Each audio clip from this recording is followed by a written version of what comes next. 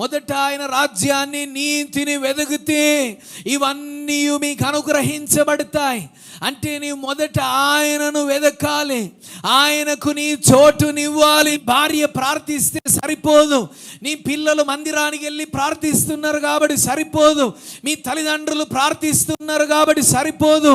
కావున మీరు ప్రభువైన క్రీస్తు యేసును అంగీకరించిన విధముగా నేను అంగీకరించాలని ఆత్మరక్షణార్థమై యేసు ప్రభువని నీ నోటితో ఒప్పుకొని ఆయనను మృతులలో నుండి లేపిన వాని యందు నీ విశ్వాసం ఉంచినప్పుడు నీవు రక్షింపబడదు అని దేవుని వాక్యం సెలవిస్తుంది.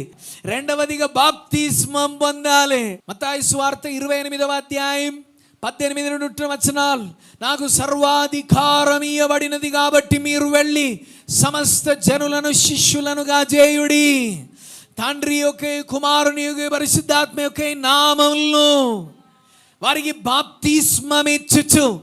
రక్షణ పొందిన వాడు బాప్తిస్మం పొందాలి.